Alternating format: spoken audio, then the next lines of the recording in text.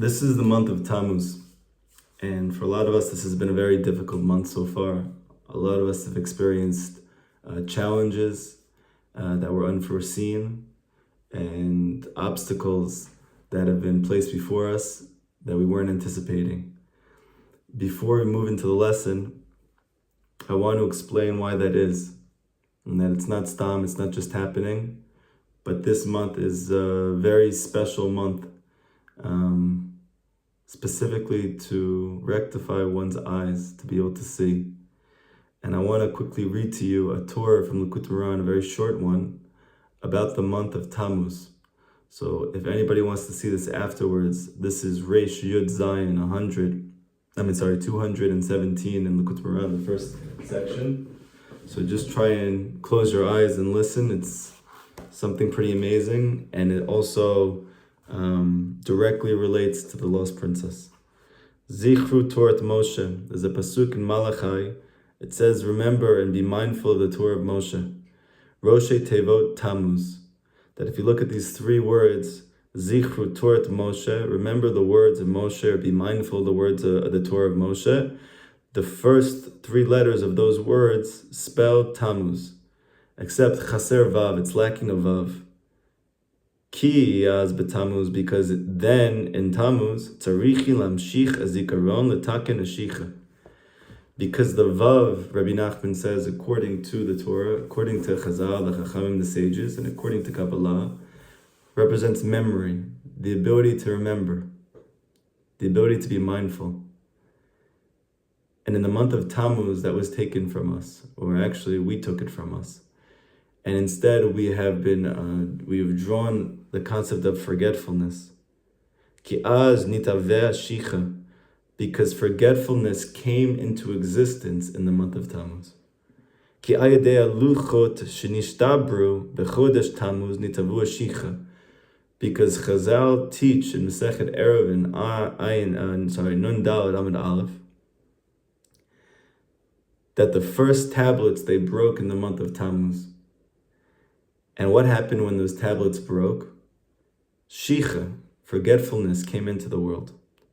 And this is what our sages say in that Gemara, Ilmale lo nishtabru aluchot harishonot, if those first tablets, the first Torah that Moshe Rabbeinu brought down, did not break, lo nishtakcha Torah mi Yisrael, the Torah would never be forgotten from the Jewish people. So we see from here in a very deep way, spiritual memory, or what we're going to call das, consciousness, to be conscious of what's important, to be conscious of what's real, to remember Yerushalayim. The concept of forgetting such a thing, that I forget who I am, that I forget where I came from, that I forget my mission in this world, that I forget that Hashem loves me and that He wants the best for me. Forgetfulness comes from Tammuz. What happened in Tammuz many, many years ago? That is that Moshe Rabbeinu threw down the tablets when he saw that the Jewish people had forgotten Hashem. And that's the reason why this three words, Zichru, Torah Moshe, remember the Torah of Moshe, even though it's Roshei Tevot Tammuz, but it's without a Vav. Why? Because in the month of Tammuz, the Vav went into exile.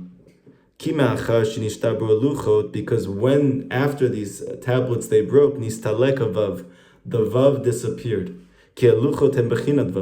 Because the luchot, these tablets, are the concept of the letter Vav.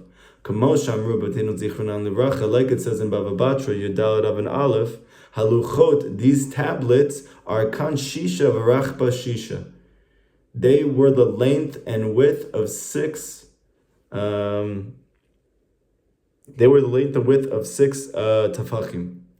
That means that those tablets that he brought down, a tefach is like from here to here. Okay, that's a tefach. Oh, sorry, that's an amma. This is a tefach.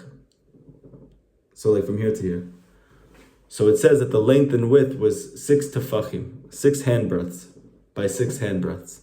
Okay? Now Rabbi Nachman has multiple Torahs to try to allude to the fact that Kabbalistically the gematria of Vav is 6. So in the name Yud Ke Vav Ke, the Vav equals 6. And here he's saying that the 6 is missing in the month of Tammuz. Why is the 6 missing in the month of Tammuz? because those tablets were broken in the month of Tammuz. And what are the tablets for? What is the Torah for? To remember. You'll notice that throughout the Torah, it says remember. Remember the mitzvot. Remember Hashem. That you should remember Shabbat. That you should remember everything is about to have zacher, to remember in the Torah. And not to forget. Not to stray after forgetfulness. Everything is about remembering. And this is what the Torah does for a person. By learning Torah every single day, it prevents me from forgetting. However, in the month of Tammuz, the Torah was broken, meaning that the Torah was forgotten. Gam zman matan Torahenu roshe tevot Tammuz. And that's why these three words in Malachi, it says also, the time of the giving of our Torah is also the first three words, the first three letters are Zayin Mem Taf, that is Tammuz. The time of the giving of our Torah is also Rosh Tevot Tammuz. Ki b'Tammuz nitnu luchot, because in Tammuz those first luchot were given, like it says in Masechet Yoma, va'ad kan chaser vav, and also here there's a vav that's missing. Even in these three Rosh Tevot, Zman Matan Toratenu, the time of the giving of our Torah, there's no vav there. Mechamat she'az nishtabu luchot, because the luchot were broken. And those luchot, those tablets, are the concept of the letter vav. Why? Because the dimensions of the tablet, says the Chachamim, says the sages, was 6 by 6. So the whole entity, the whole revelation of the Torah is the concept of sixness. Shehem bechinat vav, that's the concept of the vav. And we know, according to the 35th lesson of Likutei Moharan that we did together, last class that we had together, that vav represents the heart. And so therefore the fact that those tablets were broken in the month of Tammuz, and therefore we have forgetfulness was brought into the world, if we can connect that back to that prior lesson that we did last week, so then what we really learned is that what happened in the month of Tammuz is that our heart broke. And this is substantiated by the fact that the heart in Kabbalah is Bina. However, the revelation of the heart is from the 6 lower sefirot below it. That's Chesed, Gevurah, Tiferet, Netzach, Chod, Yesod. In Kabbalah and Chassidut, they explain that those 6 attributes are called the 6 midot of the heart. So what happened when those tablets broke in Tammuz? It means that our heart broke. And how does that manifest itself? Within these 6 emotional qualities of the heart. And because those 6 emotional qualities of the heart broke, we began to forget. We started to have forgetfulness. So in this month, there's a tremendous tikkun, there's a tremendous opportunity to work on remembering that which we forgot.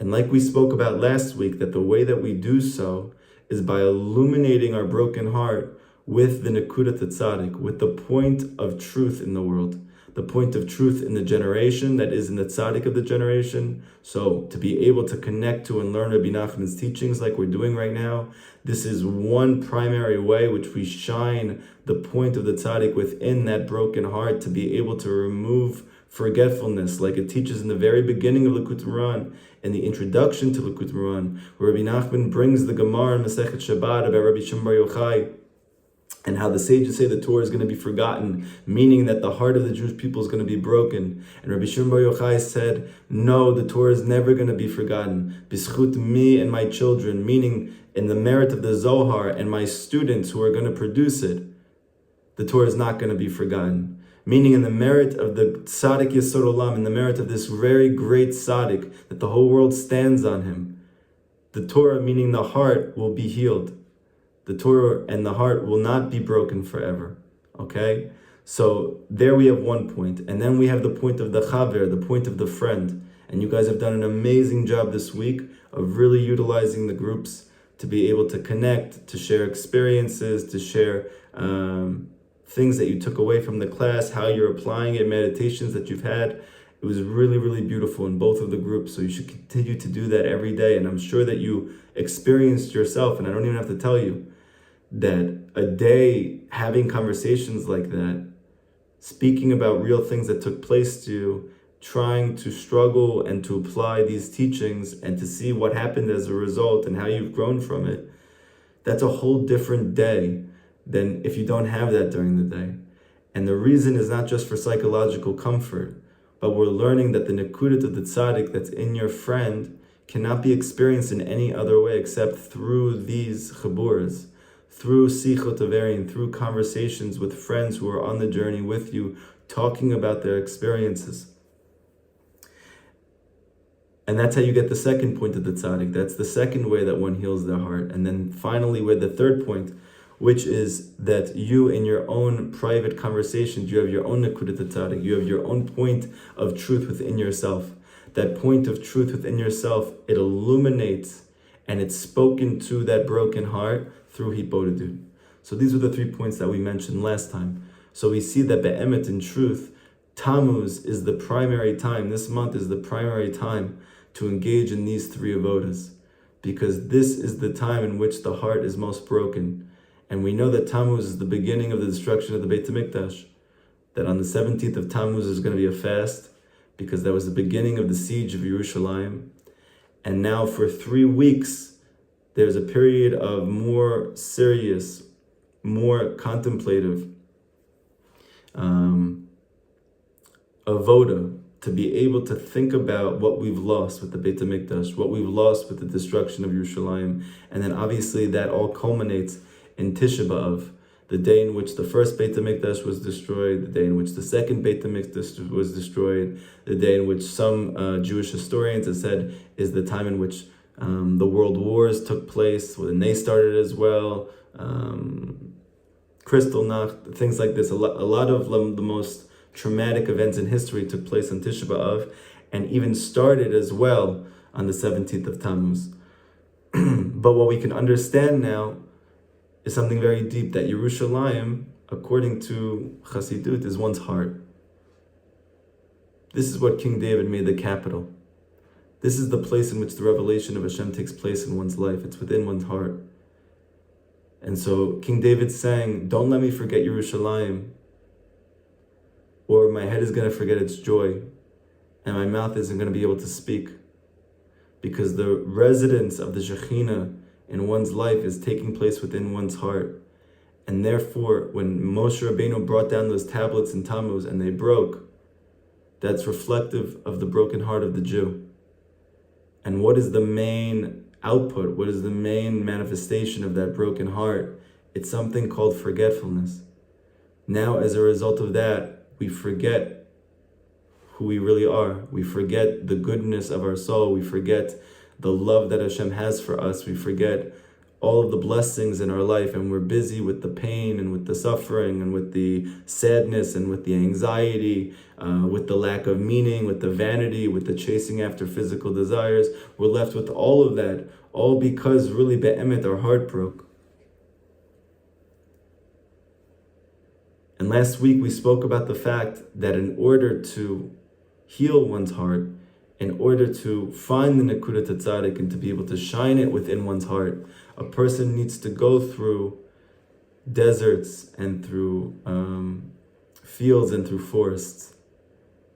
This was the main thrust of last week, that a person needs to go through these stages of feeling dry, feeling lack of vitality in doing the mitzvot, feeling lack of connection in trying to serve Hashem. That's the desert.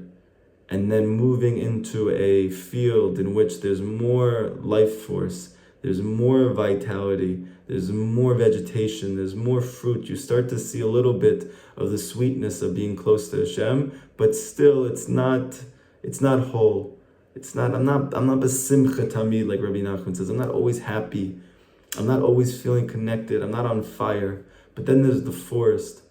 And in the forest, mamish, I'm so connected to Hashem. I feel one with Him. I have the veikut with Him. I feel this unity and clinging with Him. But in that place as well, there's a danger. Because when a person really finds that thing that they're looking for, they actually begin to stop praying as much. They begin to stop learning as much. Why do they stop doing all of those things? Because they feel like they finally have relief.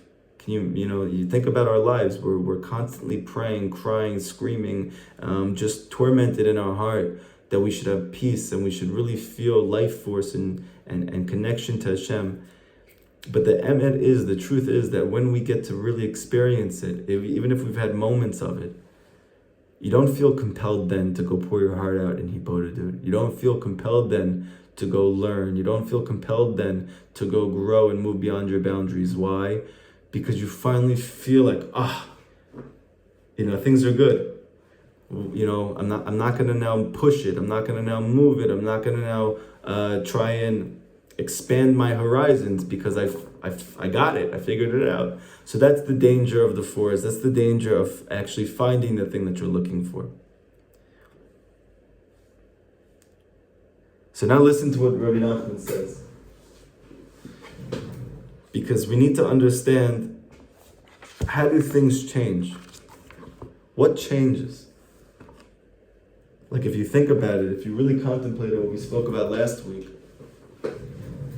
I'm going through deserts, I'm going through fields, I'm going through forests, and I'm going Zman Rav, a long time, and I'm journeying through these places.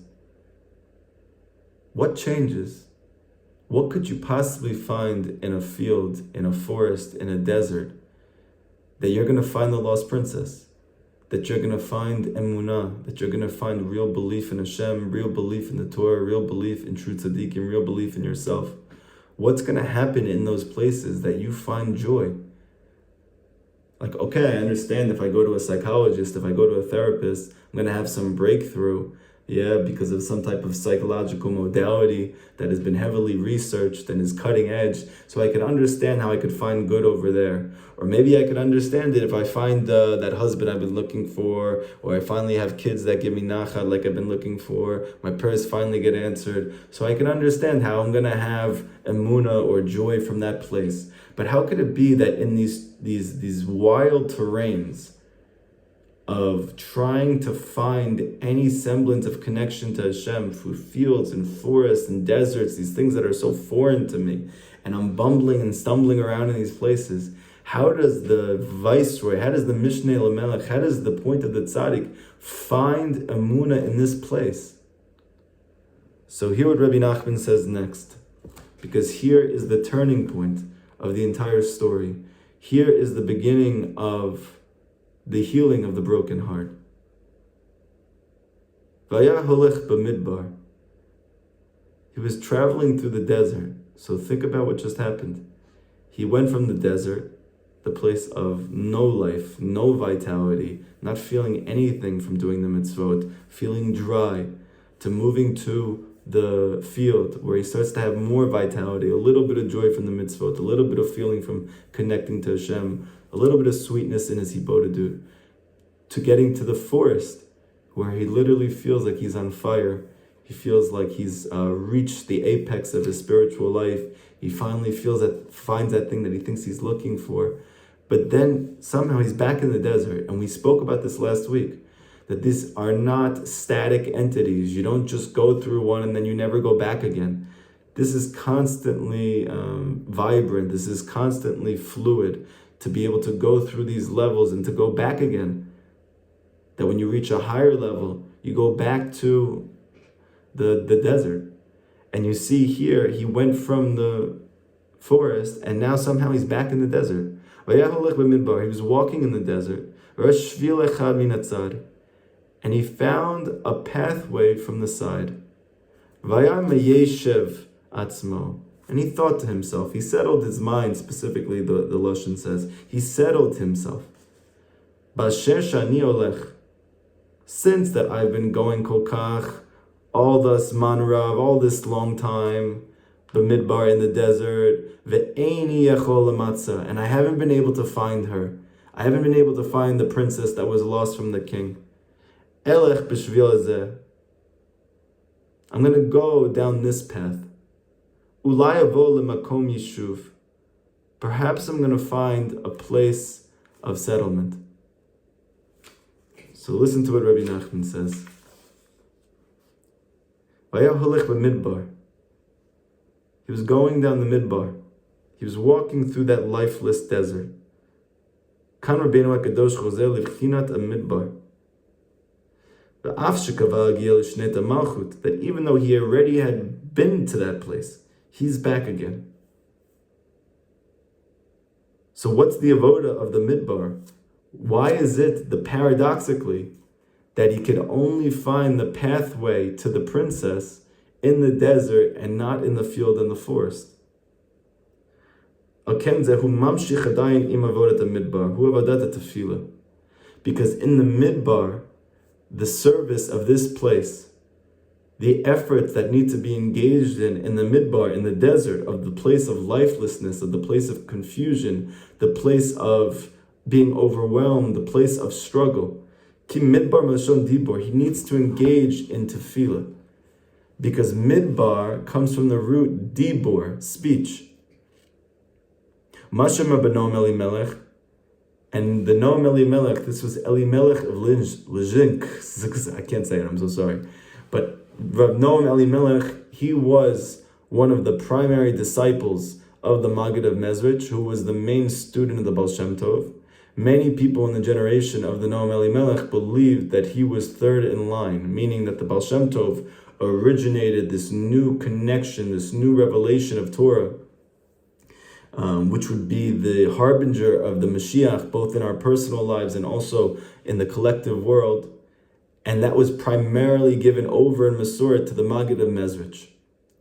And the Maggid of Mezrich had many excellent students who we know a lot of them. They were a lot of the famous Hasidic masters, such as the Noam Elimelech, Rav Zusha of Annapolis, the Balatanya, the creator of Chabad Hasidus. Many of these were the students of the Maggid of Mezrich.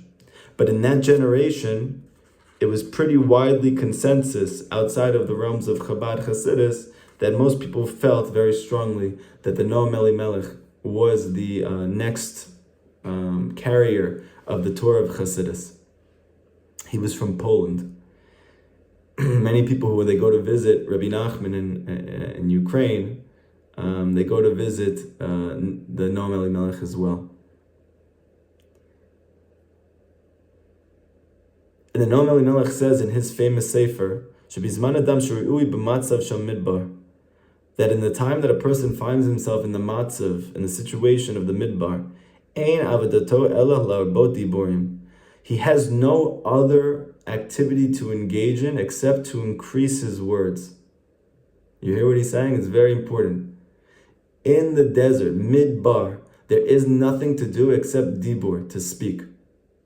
We know that the Jewish people, before we receive the Torah, which we know is the revelation of Hashem in one's life, according to Rav Ari Kaplan in the beginning of The Lost Princess, that is the Lost Princess. Even though we have said the Lost Princess is Amunah and it's Simcha, still that's all bound up with the Torah, because the Torah is the revelation of the light of Hashem. And Amunah is bound up with the Torah. So when was the Torah given? The Torah is given in Har Sinai. Har Sinai is in a desert. So it's an unbelievable thing. We left Mitzrayim. We had tremendous revelations, tremendous miracles. We were in a forest. And then all of a sudden we're thrown in a desert. And it's lifeless. And they're saying to Moshe, we're thirsty, we're hungry. You took us out of the secular world so that we can connect to Hashem. But now we don't have the secular world and we don't feel Hashem at all. We could have died in Mitzrayim. At least there we had cucumbers and watermelons. Here, we mamish have nothing. Mamish nothing. We're just confused and we're overwhelmed and we're sad and we're angry and we're scared. Right? This is worse.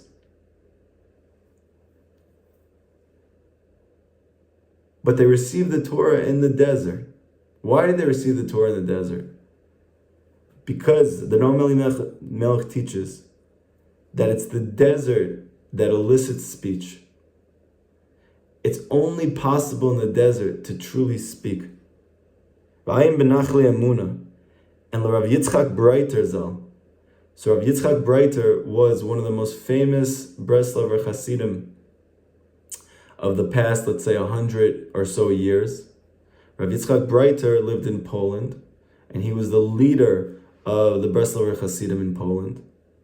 And he has a sefer called Nachle Amuna, the brooks of Amuna, the rivers of Amuna. And he says that Shekeneged Adibur Shnizrak Mepi HaMelech, that in his commentary explaining this story, He says, think about it. How did the princess go into exile in the first place? How did Amunah, how did joy go into hiding, into concealment? Because the king, it said about the king, Hadibur shenizrak mipia melech, that speech was thrown out from the mouth of the king, Shalo tov yikach otcha, that the no good one should take you away. So he says that just like negative speech came from the mouth of the king said that the no good one should take you away. It was thrown from the mouth. Meaning, so to speak, that we know that dibur is the concept of amunah, of speech. Rabbi Nachman says that amunah and tefillah, or dibur, they are one concept. Faith is speech. The more that one talks to Hashem, the more one believes in Hashem. The more one believes in Hashem, the more one talks to Hashem. Because speech and belief are together. So when the king said he threw speech out of his mouth, it means he threw the princess into exile, to the place of no good. So what does Rabbi Yitzchak Breiter Zal say? So how do we get her out? The opposite. We need to speak many words of Kedusha now, many words of Elokut, many words of godliness, words of Amunah, of faith, words of Torah, words of Tefillah, words of Hibodedut. Why do we have to speak so much? Kedei le'ashiva dibur limkomo, in order to return speech to her place. Shatov yikach otanu lavdim, because the speech comes from the place of good, it comes from the place of the king, but he threw her to the place of no good. So how do we return speech? We need to speak good words. What is good words? So it says in Pirkei Avot, there is no good ela Torah. It says in the Midrash, there's no good except for the Torah. So we need to speak words of godliness. We need to speak words of chizuk. We need to encourage other people. We need to speak nicely to ourselves. We need to speak words in hibodedut. Why do we need to speak so much and to speak so much good? Because the speaking of good is what takes speech out of exile, the place of no good, and brings her back to the place of good. That's what reveals Amunah. That's how you find the lost princess.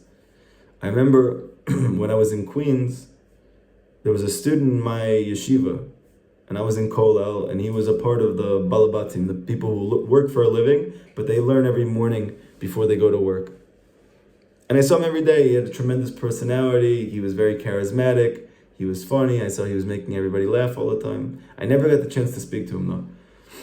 I remember one day, after a while, one of my main students, he used to go around and bring people to me that he saw were sad or anxious or confused, and be like, oh, you got to go speak to Rabbi Kalmus. He's going to tell you something that's going to blow your mind. Yeah. So he brings him over to me, and my student's like, you have to speak to him. So I said, what's going on? So he starts to tell me about how he just doesn't know what the point of all this is. He feels like Hashem doesn't care about him. He feels lost. He feels like, this is just not worth it. And there's no good that comes from it. And it's just like a terrible investment to spend time every day trying to learn and to connect. And what am I doing? And after listening to him for like 10 minutes or so, I told him, I think you're depressed. And he said, what? And I said, yeah, I'm pretty sure you're depressed. And he's like, why do you say that? And I started to explain to him. And he's like, oh my gosh, really? So what do I need to do? What should I do? So I told him, listen, I also was depressed many times and very intensely. So much so that I definitely wouldn't be able to come to yeshiva and learn in the morning like you're doing. And Rabbi Nachman says that the reason why a person's depressed is because their mind is not settled. And Rabbi Nachman says there's no way to settle one's mind except through hibodedut. And I told him that would change my whole life is taking a time every day that I went to go settle my mind by going to a place that was quiet in nature, and to think about my purpose in life, and to think about what I'm here for, and to thank Hashem for things that I haven't thanked Him for, to thank Hashem for things that I haven't thought to thank for, and to thank Hashem even for my suffering. And he's like, okay. And then I didn't see him for weeks. And I remember like one day at this point, there were so many people, thank God, who were connecting to the teachings. But like literally every day that I walked to yeshiva, even though I was in Kollel, there were people like literally lining up in the yeshiva to come speak to me about Rabbi Nachman's teachings when they found out that this is where I was during the day. So it was very overwhelming. I had no yishuv dat. So I actually began like hiding in different places and trying to learn there, so that I can give more to those people, because if I'm not filling up the cup, there's nothing to give out. So I remember the only person who knew was this student where I was, and I guess this student saw that guy, and that guy was asking him where I was, and he was texting me, and I didn't have my phone on me because I don't bring it with me like when I go to these places. And I guess he told him where I was, and so he just came up into the room and he opened the door. I'm like, oh my gosh, how did you find me? So he said to me, don't worry about it. He closed the door. He's like, I gotta tell you something. You're gonna be happy. I was like, what is it? He's like, David, you saved my life. I said, why? He goes, literally, after you told me that whole thing, I started every day to go to the field, and I didn't bring my phone with me, and I started to talk to Hashem, and I started to say thank you. And I started to say thank you for things that I never said thank you for, that I could see, that I could hear, that I can breathe, that I am healthy, X, Y, and Z. And I started to thank Hashem for blessings that I have, that I'm Jewish, that I learned Torah, X, Y, and Z. And I even started to thank Hashem for my suffering. And he said, I don't know what happened, but I literally felt a tremendous cloud lift that I realized has been on me for years. And he said, I haven't dated for years. And this is like, he's a good looking guy. He's very smart. He's funny. There's nothing wrong with him. He literally, like, it wouldn't be hard for him to find someone, and nobody knows, including himself, that he's been depressed at a low level for years. And so he hasn't dated anybody because he's scared to let anybody into that world. And I was the same exact way. I literally didn't want to date. One, because I didn't want my heart to get broken again. But also in a deeper place, I was scared to let anybody into that part of myself. I didn't want someone to see me depressed, and that was all I knew. I never went more than 6 months or a year without having a depressive episode. So I was scared someone's gonna fall for the happy me, and then have to see the dark me. And I was scared to let anybody into that because I thought they would leave. And I guess he was the same. And soon after that, he started dating again. And eventually got engaged. And within a year, he got married. Baruch Hashem. And he moved to another city in New York, and he's starting a family. I think he's having twins, actually. I think it was my first student got married and had kids. So, but how did all of that start? He was in a desert. It didn't start in a field when he felt some joy, when he felt some connection to Hashem. It didn't start in the forest where he felt this tremendous life and vitality and connection. It started in a state of depression. It started in a place of anxiety. It started in a place of lifelessness. Because if he would have came to me and he was doing okay, there is no chance he would have went in the field and started talking to Hashem. You'll see this with everybody. Nobody talks to Hashem when everything's going good. Nobody talks to Hashem when things are working out. The only time people do this crazy thing called hibodedut, that they take this shvil echad, this pathway to the side, hoping maybe there's going to be a place of good that comes out of this, is only from the midbar, is only from the desert. And so for us that we're wondering to ourselves, well, I feel like I lost all that good that I had. I feel like I was in the forest and now I feel like I'm in the desert and I'm so mad and I'm so angry. How did I get back here? And I'm struggling again with anger. I'm struggling again with sadness, and I'm struggling again with my desires. I'm struggling again with this. And I thought I moved past this place. I feel less faith than I did a few months ago. I feel less connection than I did a few months ago. And yet I'm trying harder than I ever have. And I'm back in the desert. But the chiddush of Rabbi Nachman is that the viceroy can only find the princess in the desert. That the Torah can only be received from the Jewish people in the midbar. That's the only place the heart can heal, is in the place where it's broken. And this is an unbelievable paradox. And this is a great chizuk for the month of Tammuz, where most of us are going to feel our heart being broken more than usual. But on the other hand, it's the brokenness of the heart that allows it to heal. And this is the secret of why Moshe Rabbeinu, the tzaddik Yesod Olam, he broke those tablets. He broke our hearts. Why did he do that? He did that so we can heal. If not, we never would have healed. And so this is a tremendous, tremendous chizuk for all of us, encouragement for all of us, that Hashem's greatness is that through the brokenness itself we find healing. Through the desert itself, we find this shvil echad, we find this pathway to the side. What is this pathway to the side? Hatzadikim solalim magilim betoch hamidbar shvilim.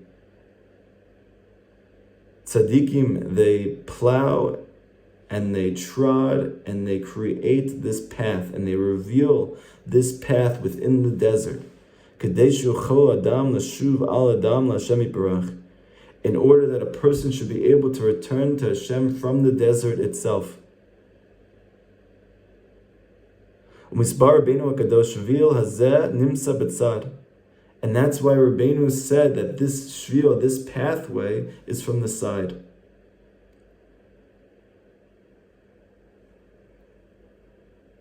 Rabbi Nachman once said to his students as he was passing away, and they were all crying, and they said, Rabbi, what are we going to do without you? When we didn't do it yet, we haven't found the princess yet. We've only had you for 4 years, 5 years, maybe for some of them 10 years. We have more to do. We haven't found her yet. You can't leave us. It's not done. And for the whole world, for sure it's not done. And Rabbi Nachman said, I don't know why you guys are upset. And I don't know why you guys are scared. He said, I'm going before you. You have nothing to fear. The fact that I'm going before you, you have nothing to fear. And what was the deep secret of this? Rabbi Nachman spent his whole life finding the shvil echad, creating a path where there is no path, finding Hashem in a desert. This is what he did for 38 and a half years.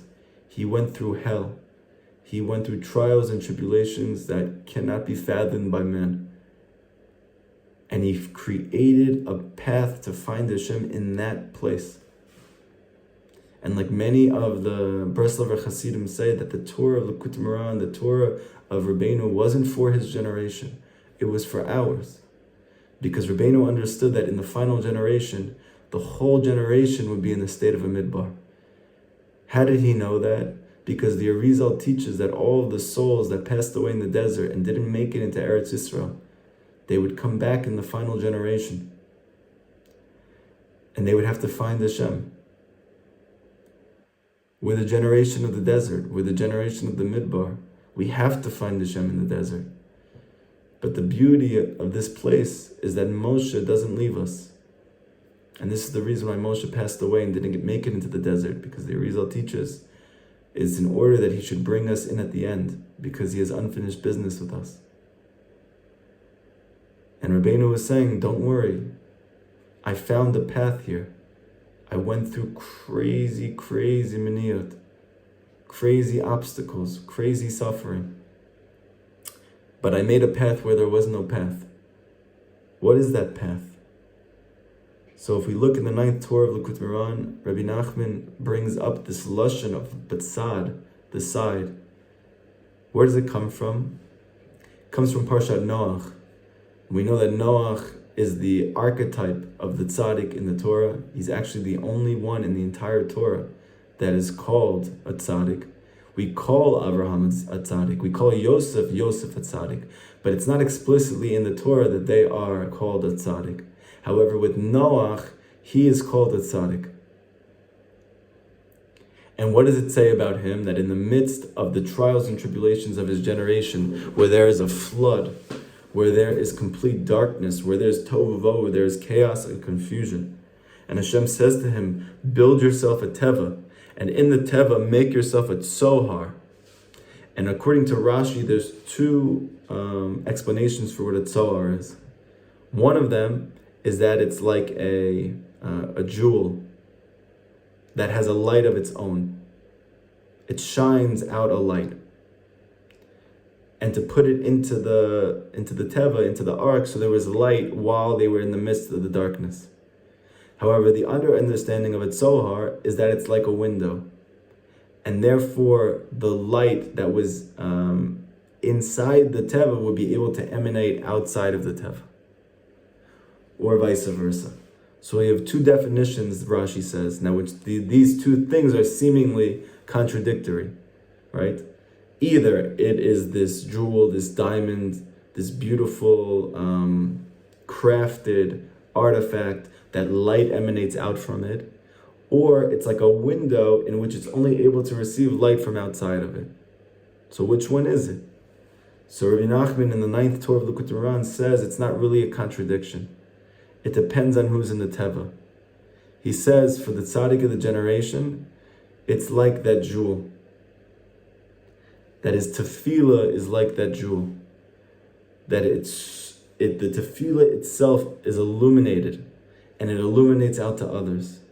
However, with everybody else, he says it's like a window.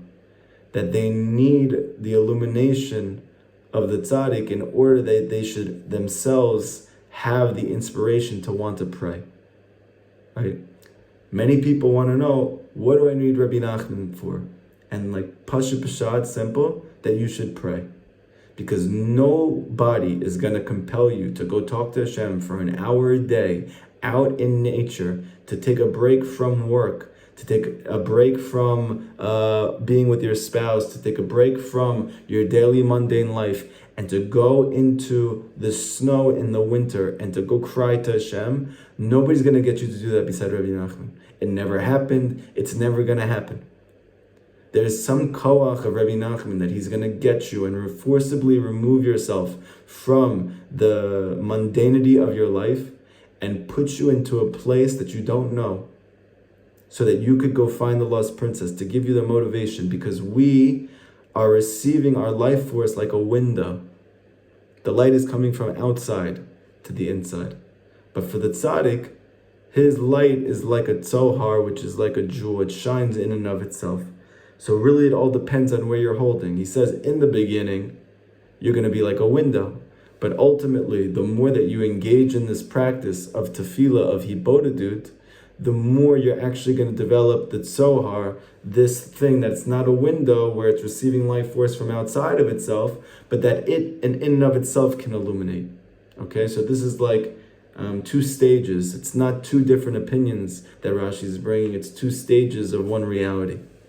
And the Baal Shem Tov's Chiddush, which is phenomenal, which Rabbi Nachman's whole Torah is based on, and he speaks about it in multiple places in the Likutei Moharan, that the word teva for ark, teva actually means, teva is a word, right? We translate it as an ark, that he made this ark, this safe haven, that him and all of the animals, they went on in order to be saved from the darkness of their generation. However, the Baal Shem Tov says that what is a teva? It's a word. So what was Hashem telling Noach to build? His capacity to pray. Teva is a word, meaning speech, dibur, tefillah. He's telling him, in the desert of your generation, you have to build a teva. You need to build speech. You need to increase your speech of goodness to take it out from the place of no good. And he says that in that teva, petach teva bitzda tasim, that you should place an opening in the side. So it's fascinating. Place an opening in the side. So we see that this lashon, this language of the side, was also used when speaking about Noach's teva. That Hashem says that in the darkness of your generation, in the darkness of your life, you should build yourself a teva, meaning the ability to perfect your speech, the ability to pray with illumination. And how do you do that? You need to make an opening on the side. And what was the lashon in the Lost Princess? He saw a pathway from the side. Because Rabbi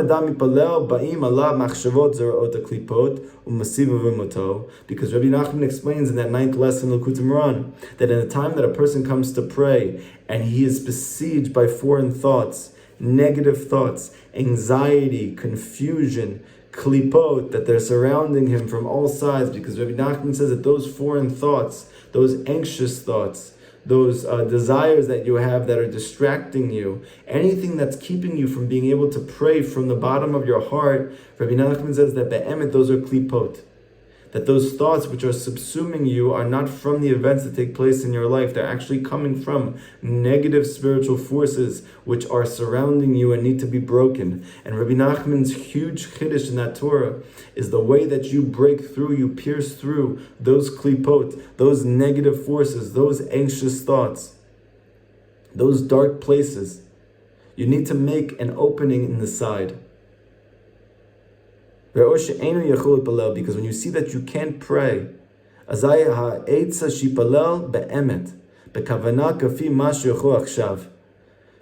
eitzah that Rabbi Nachman says that the way to be able to break through the darkness of the klipot, the darkness of these anxious thoughts, is with a little bit of light. And there is no or, ela emet. There's no light besides the truth. So what is Rabbi Nachman saying? When you are confounded by negativity and you can't speak, you don't have the tzohar where you're illuminating on your own. You only have a tzohar where the light can come from outside of you. So you need to make an opening to be able to let that light in. What's the opening that lets that light in the darkness of the teva, of your word, of your speech, of your tefillah? It's the truth. Say the truth. Many people say to me all the time, I don't know what to say. I'm coming into Hipodadut and I feel like I can't speak. I don't know why. I feel like I can talk to my grandma about all these things, but when I come to talk to Hashem, I can't talk about anything. So Rabbi Nachman says there's only one way out. The truth. Say the truth. And what you'll find actually is that the whole entire beauty of going through the desert is that the truth can only be elicited through the desert itself. Just as a practical example of this, I've spoken to you guys about this many times in the past, but it fits the class. That after I started learning Rabbi Nachman's teachings, it gave me tremendous elevation. It gave me a tremendous hope. It gave me tremendous excitement. I started learning more than I ever did. I started praying like crazy. I started, getting up early, like doing all these things. But then after a while again, I found that I wasn't healing and I thought I would. And I started to go in tremendous yayus, tremendous despair. Worse than even before. And I had brain fog. And I couldn't think. It felt like a computer, like when it's overloaded and it's hot and you can't move the icons. Like that's the only way to really describe it to a person who never had it. it's worse than anything. I don't know how to explain it. It's the most terrible, terrible feeling that you can't think your own thoughts. It made me completely dysfunctional. And really that's what put me in tremendous despair. That when people would speak to me, I wouldn't be able to speak back lucidly because my mind was like overheated.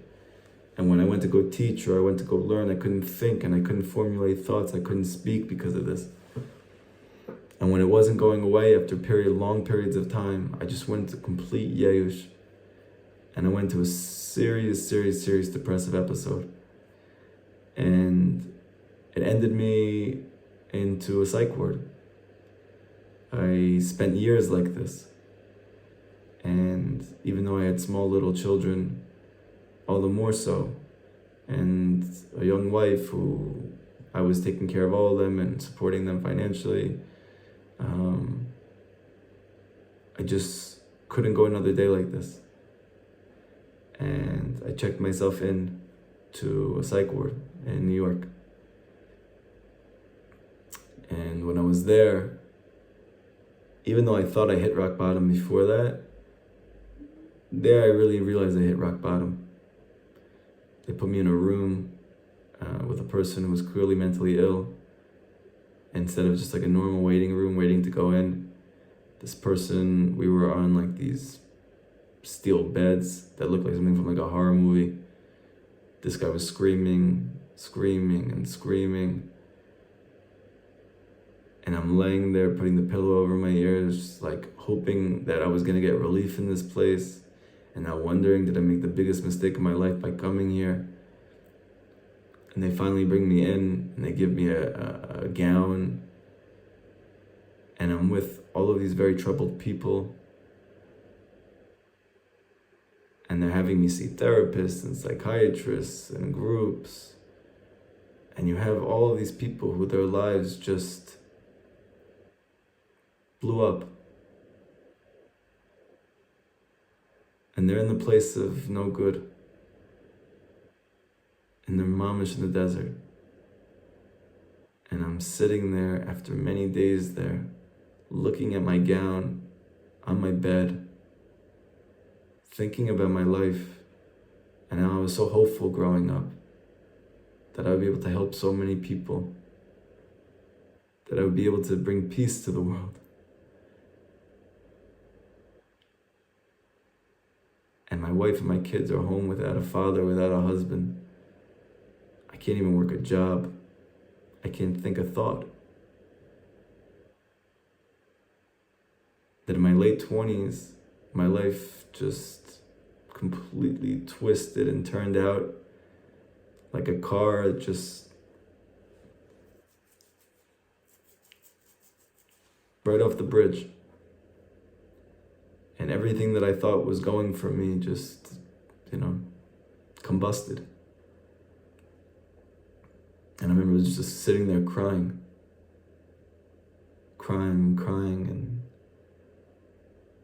And it was in that place that I said for the first time the truth. I can't do this. I can't do this. That everything that I have tried to do has not worked. I tried to have a good relationship with my wife, not working. I tried to be a good father. I'm clearly not capable of doing that. I tried to be a therapist. I'm not doing that. I'm trying to have clarity of mind. It's not working. I'm trying to do all of these different things, and everything that I've tried to do is not working. And when things weren't going well, I tried harder. And when things weren't going well, I tried harder. And even when I became Bal Tshuva and I started to keep the mitzvot, what did I do when I thought that I wanted to get closer to Hashem? What's the key to doing that? That I need to try harder. And I'm sitting there and I'm realizing everything that I've tried to do in my life doesn't work. The more that I've tried, the more it's blown up in my face. And I literally, for the first time in my life, after almost 30 years, I admitted I can't do anything. It's not in my reshut to make my life a success. It's not in my power to make things work out. And I said, Hashem, the only thing that's given me hope over these past few years is Rabbi Nachman and his teachings. And if I am really going to get out of this place, not just physically, but if I'm going to get out of this place psychologically, if I'm going to get out of this place spiritually, if I'm not just going to live with this, but I'm going to be able to actually thrive and flip my life around in a way that I can't possibly fathom, then you're going to need to do this. You're going to need to make my relationship work with my wife. You're going to need to help me be a good parent. You're going to have to help me to be able to think clearly. You're going to have to help me to be able to work and provide for my family. You're going to have to help me work to be able to help the Jewish people, to bring peace to the world. You're going to have to do it. I can't do it. I can't do anything. And if it's going to be the truth that you're going to help me do it, I need to have a time that I allow you into my life to help me to do so. And I said that I promise from now on, every day, I'm going to start to talk to you for at least an hour a day. And I'm going to talk to you about everything. Everything. And instead of when I have this urge to try harder, I'm going to bring it to you. And even though every part of me is pulling to find some natural solution to this, I know it doesn't work. It has not worked. Every time that I researched something, looked into something, asked for somebody for advice, tried something else, it's not working. If be'emet, you're going to do it for me, I have to let you do it for me. And I'm just going to give it to you. Like Rabbi Nachman says, just give it all to you. Throw it all on you. Not theoretically, not talking to people about it. To go do it. And for sure, if I'm really going to allow you to do that in all areas of my life, then I have to take Rabbi Nachman's advice to do it for at least an hour, because there is no amount of time less than that I could really give you everything. And that was the beginning of a new life for me. I literally died and was resurrected. And how did all of that start? B'shvil echad. I found a pathway to the side. But I found it in the desert. And even though none of us want to go through the desert, and we're all scared of the desert, and we're running away from the desert, we are running away from the desert. But the Shvil Echad, that pathway that the tzaddik found in the desert, that he gave over to us, that be'emet can only truly be found in that place of dryness, that can only truly be found in that place of feeling confounded, is that in the midst of the darkness that you cannot think clearly, you can't speak clearly, you can't feel clearly, but you can roar the truth. I don't know anything. I can't do this. You can do this. You have to do this. You're the only one who can do this. Nobody comes to that truth when things are going well. Nobody finds that reality that they are not capable of succeeding in their life without Hashem until they go through the desert.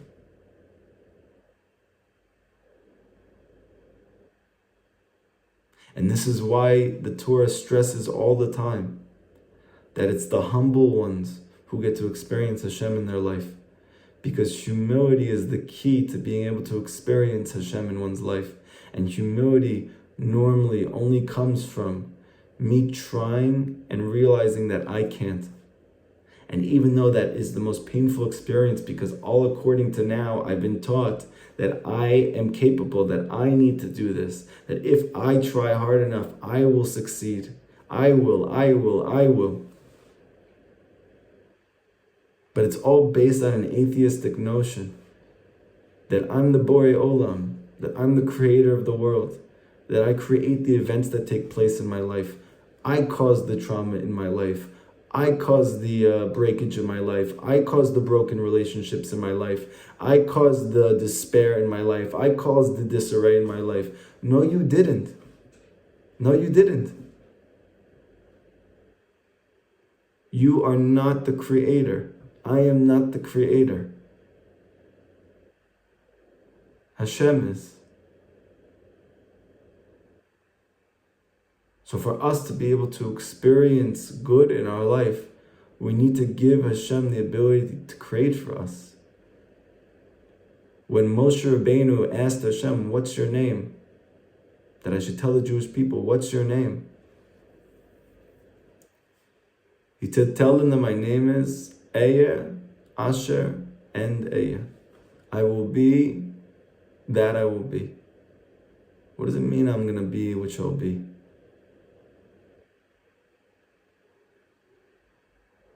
So one of the great Hasidic masters explains it means, I'll be whatever you allow me to be. That was the secret of them leaving Mitzrayim. And we know that according to the Chachamim, according to the sages in the Midrash, all exiles, both collectively and personally, are called Mitzrayim. So who's going to take you out from that place? Eker Asher Eker. I'll be that I'll be. That's the name you need to know of Hashem. That's the new connection to Hashem that you never had before. You need to internalize this point that you didn't have. Yes, you may have known that Hashem created the world. Yes, you might have known that Hashem runs the world. Yes, you might have known that Hashem brought everything into existence. But do you know that He can only be what you allow Him to be? This was the secret that Hashem told Moshe to tell the Jewish people. That they're stuck in the suffering of Mitzrayim because they're not allowing Hashem to be more than that for them. A person says, yeah, mapitom, but I need to do my own hishtadlut.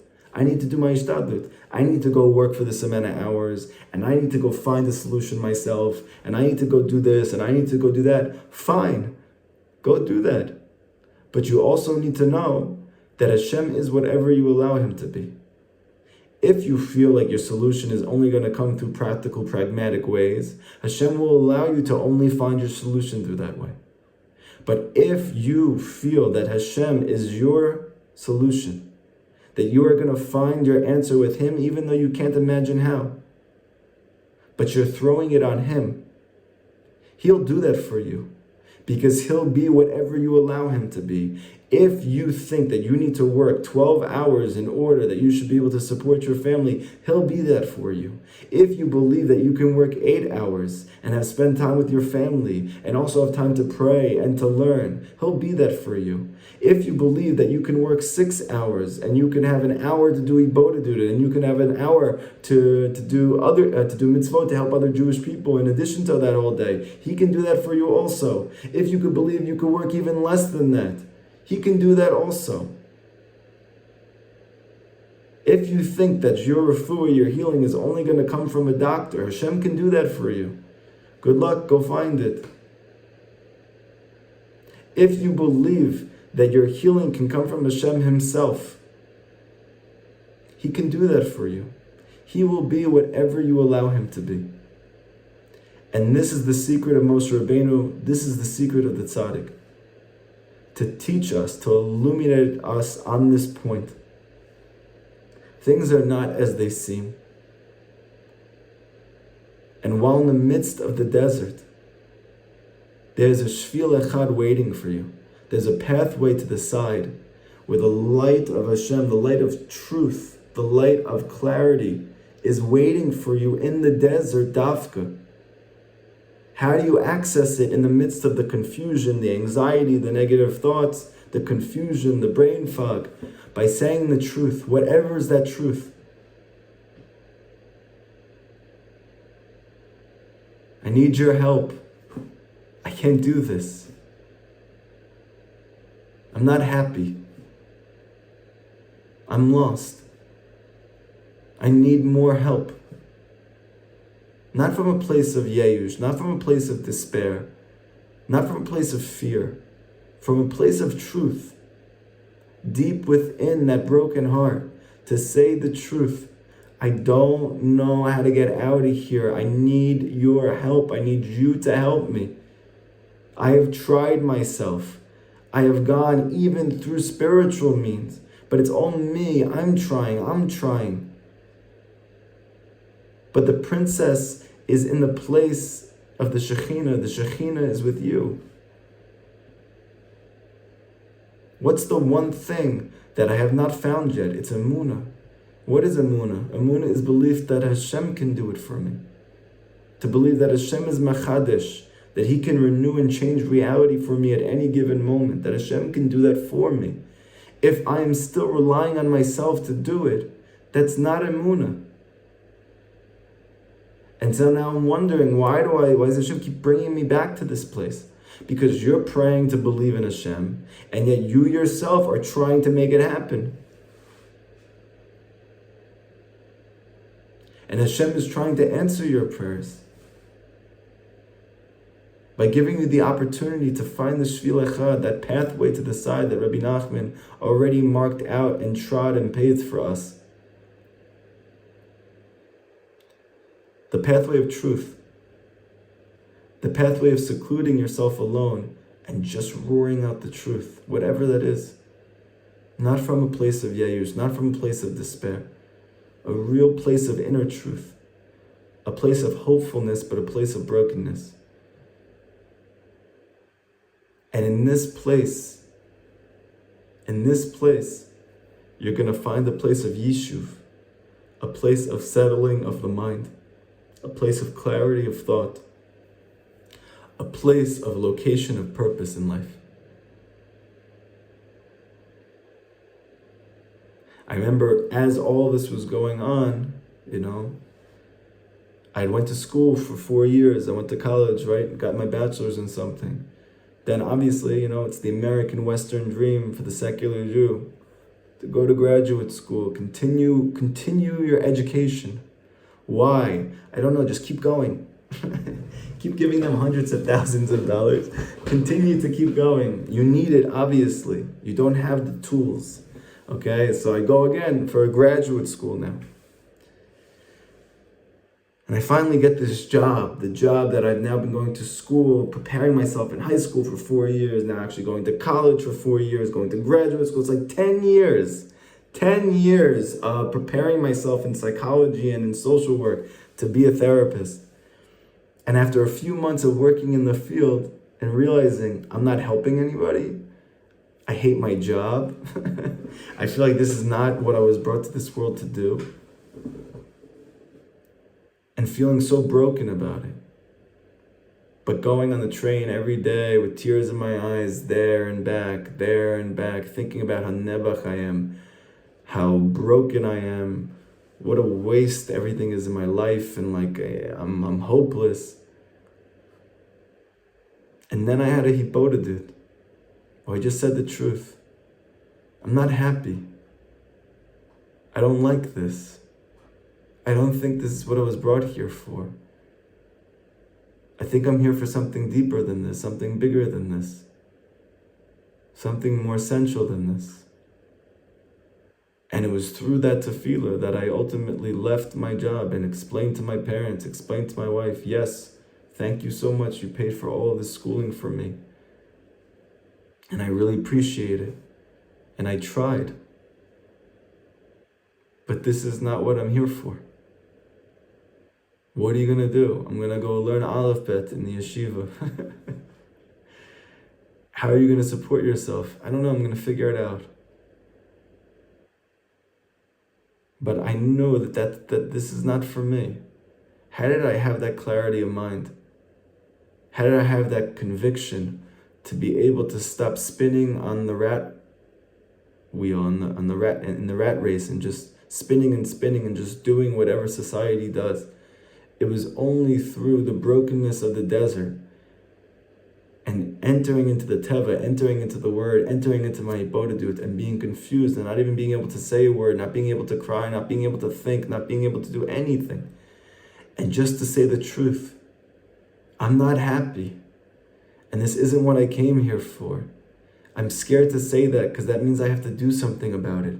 That means I have to leave this job. That means that after 10 years of investing myself in this, I'm going to have to go into a new place that I didn't anticipate, that I have to explain to the people around me that I was their biggest hope, that they felt I was their biggest success, that I went to all these years of schooling, that I'm not happy and I don't want to do this and this isn't for me.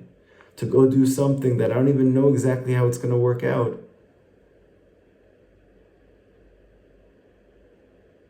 Where does that clarity and conviction come from? It comes from that sad, that point on the side that the light comes in, the light of truth, that you just say the truth. Rav Natan of Breslov used to always say, if you could say one word of truth your whole life, oh, Gewalt, if you could say one word of truth your whole life, that somebody came up to Rav Natan is like, wow, I know this person. He learns so many dafs, so many pages of Gemara every single day. You can't imagine. Not 10, not 20, not 30, not 40. Some crazy amount of daf every single day without fail, like a machine. You never saw anybody like this in your life. Talmid Chacham, oh my gosh, what a sage. Rav Natan goes, wow, that's amazing. But can I tell you something? I found something even more precious. I know this guy. Every night in the middle of the night, I hear him in midnight. He goes out wailing like a wolf, screaming out loud, Ribono Shalom, Ribono Shalom, Ribono Shalom, over and over again for an hour.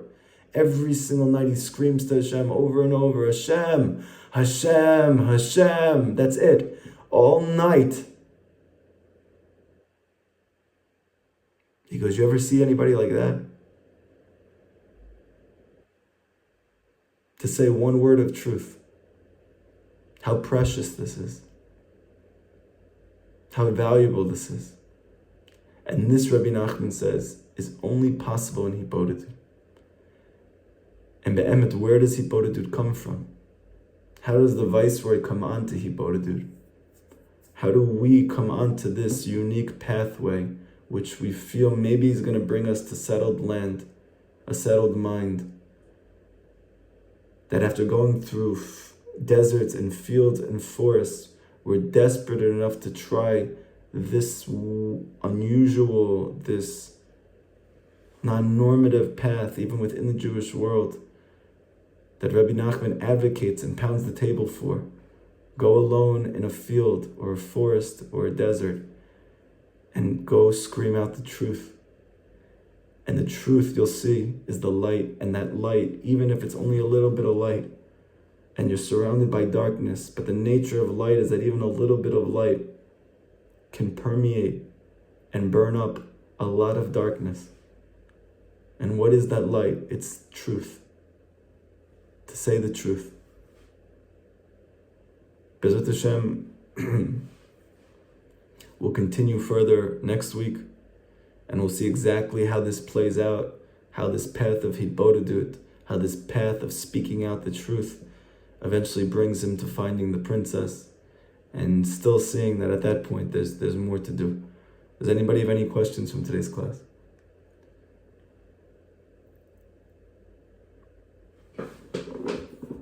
Any questions?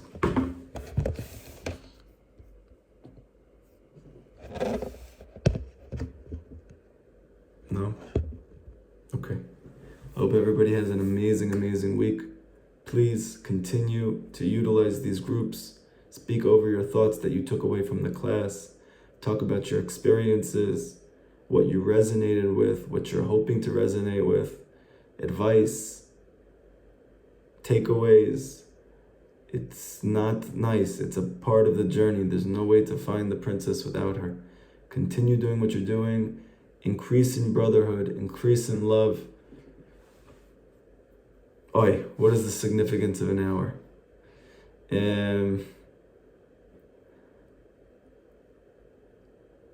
Okay.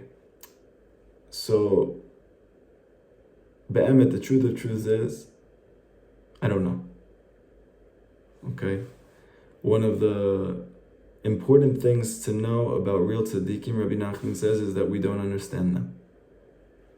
Now, while a person might think, well, then why would I want to do something that I don't understand? And that's understandable. But on the other hand, if you think deeper about it, if I can understand everything that the tzaddik is encouraging me to do, then I would have done it on my own. And if I would have done it on my own, and it works, then I wouldn't be in this situation. So really, what am I looking for? Something that I don't understand. Think about what I just said, okay? I've thought a lot about this. Why did Rabbi Nachman say an hour? So you should know, first of all, he said at least an hour, if not more. Be'emet, in truth, Rabbi Nachman used to do hours of it. There were times that you didn't see him for a whole day or days. He actually used to prepare himself even on the way to do his hibodedut. He prepared himself with speech, like introductory hibodedut before he even got there. So why an hour? First, I don't know, okay? But Rabbi Nachman says clearly, explicitly, in the 25th lesson of Likutei Moharan and Tinyana, that the best advice, that the greatest strategy to be able to get as close to Hashem as possible, greater than any other tool that a Jew has in their life, is to talk to Hashem for at least 1 hour a day, like He's your best friend, pouring out your heart to Him, advocating, pleading for whatever is real and important to you. And the most effective way to do so, Rabbi Nachman says, is to turn Torah into tefillah. Take the Torah that you learn and turn it into your own heartfelt prayer. Or in this case, what is the exposition of that? That is to say the truth. To say whatever is the truth that's in your heart. Not from a place of yayush, of despair, but your inner truth, the place of hope, but the place of brokenness. Say that truth. Rabbi Nachman says in another Torah in Likutei Moharan that there is no way to achieve bitul, to nullify one's external self, ela al yedei hibodedut, except through hibodedut. So that means that my negative thoughts, Rabbi Nachman says, you cannot get rid of them except through hibodedut. My destructive emotions, you can't get rid of them except through hibodedut. My ability to overcome my tevas, my physical desires, it's impossible without hibodedut. So if really I can't do anything, I can't move beyond my level without bitul, which means I nullify a negative aspect of myself. I can't really nullify any negative aspects of myself without this practice. And how do I do it? I need to speak many words of truth before I can do so. How long does that take me? And like I told you before, that if be'emet, if in truth, Hashem really runs the world, and He runs every particular aspect of my life, and like the Baal Shem Tov says, the leaf doesn't turn unless Hashem is saying turn, turn, turn. So to that extent for the leaf, all the more so for me in my life, that the whole world is created for me. It's a Gemara. The whole world is created for me. That means everything I see was created for me. Everything that happens is created for me. That Hashem is causing it. So if you realize that, so how do I even go to the store without asking Hashem to help me to find what I'm looking for there? How do I drive from one place to another without asking Hashem to help me to get there safely? Or like Rav Natan, when he came to have an audience with the Rabbi, and he looks down and he sees that there's a button missing in his shirt. He goes, I have to go to the tailor. He goes, okay, I'll go after. Rabbi Nachman says, you're not going to pray for it? He goes, what do you mean pray for it? He goes, you're not going to pray for the button? Goes, why would I pray for the button? I'm just going to go to the tailor and get the button. And he said, and who says the tailor is going to have the button that you need? He goes, I don't know. And he said, who said the tailor is going to be in today? I don't know. And he said that you need to pray for everything, small and big. There's nothing too small for Hashem, and there's nothing too big for Hashem. You need to pray for everything. And when you start to do so, and you realize, oh my gosh, everything is a gift. I go into the refrigerator, there's food there, that's a gift. I go into the shower, there's hot water there. It doesn't have to be. Trust me. Come to another country in the Middle East, you'll see a hot shower does not have to be.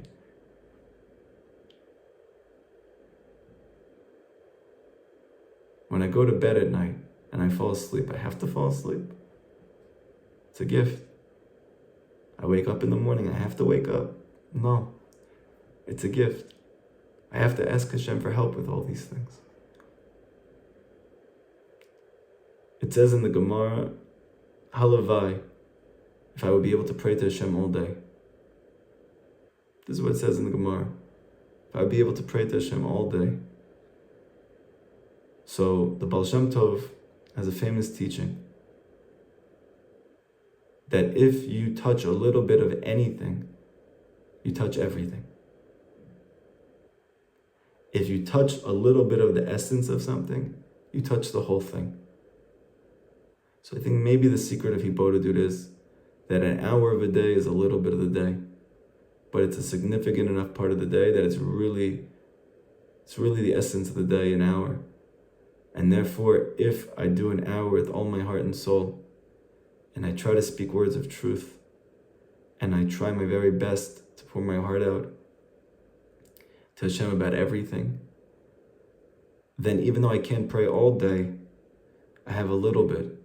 And that little bit actually, if you grab a little bit, you have the whole thing.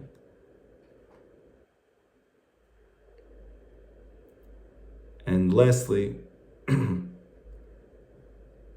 like Rabbi Nachman says in Likutei Moharan, and like he is hinting to here, the key to Yishuv Da'at, the key to tranquility of mind, Rabbi Nachman says as well, is impossible without Hibodedut. There is no way to settle one's mind except by secluding oneself and speaking to Hashem about the truth. That's what settles the mind. Because when you focus on the tachlit, the purpose of your life, then all of the events in your life start to have a seder to it. But as long as I don't think about the purpose of my life, then everything feels chaotic. Everything feels turbid and torrential. But when I think about the purpose of my life, the purpose which is only good, the purpose which all of this is leading to, then I could start to see some type of seder. I can gain yeshuv da'at, tranquility of mind. And this tranquility of mind is what is offered through Hibodedut. How long does it take to achieve tranquility of mind? I've tried 15 minutes of Hibodedut. I never experienced it in 15 minutes. I tried a half an hour, definitely a lot better. And I don't know how to explain it, but there's something about an hour of Hibodedut that when you get from like 50 minutes to an hour, if you really for 50 minutes straight closed your eyes and did your best to just speak about your day, about the blessings in your life, about things that you're struggling with, that you want to work on, that you haven't yet, and being honest about it, and then pouring your heart out to Hashem and asking for things in your life. Something happens when you get like close to an hour. You experience a tremendous aliyah and a tremendous elevation of the mind, of the heart, that when you open up your eyes again after the hour, it feels like it's a new world. It feels like you're in a completely new place, like you're in a completely new headspace.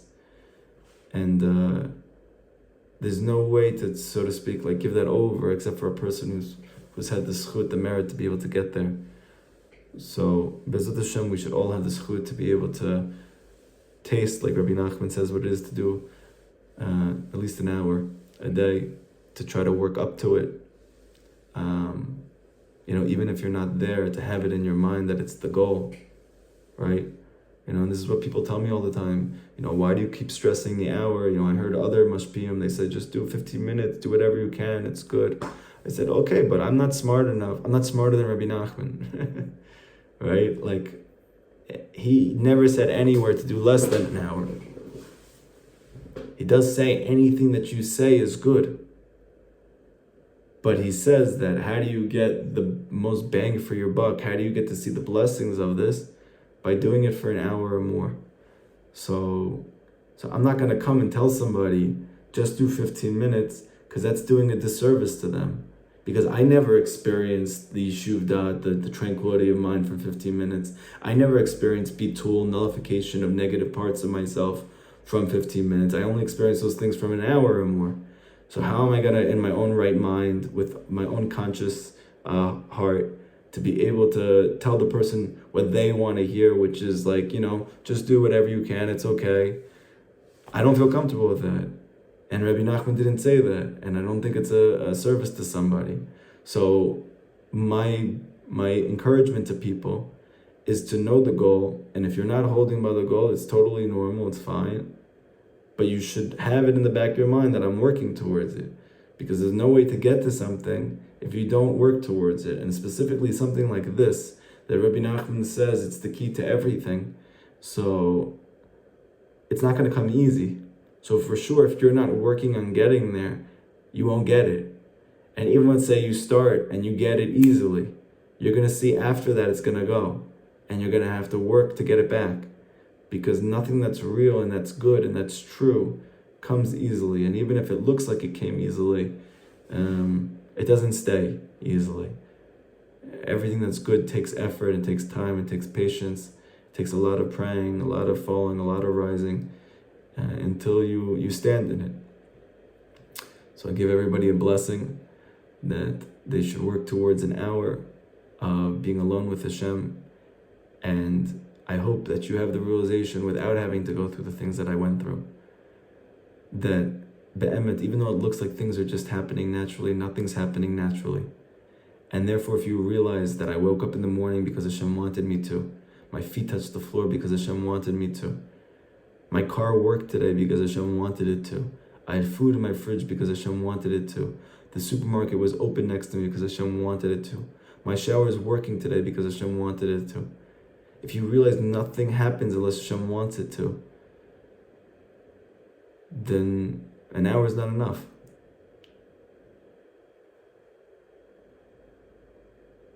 Everybody have an amazing, amazing week. And I hope you take this inspiration and you go live with it, because the main thing is maaseh. Go live with it and work with it and experiment with it. Give yourself goals. Try to work on them. If it doesn't work out, okay, but you want it good and work towards it. And talk to your friends in the groups about it. Hey, how did you get to an hour? What did you do? What did you do that didn't work? I've been trying to talk to Hashem for this time and I don't feel anything from it. I've been struggling with this and I feel like I come out even more sad. A lot of the people in these groups have been experimenting with these things for years, have a lot of experience going up and down in these things, finding what works for them. And you can get tremendous advice and tremendous encouragement from them. So please utilize these groups to get the Kudat Tzaddik from your friend in this. Watch this teaching again during the week. You'll get the Kudat Tzaddik from Rabbi Nachman and talk it over in your hibodah to turn what you learn into tefillah, and through that you'll have the Kudat Tzaddik within yourself. Everybody have an amazing day, an amazing week.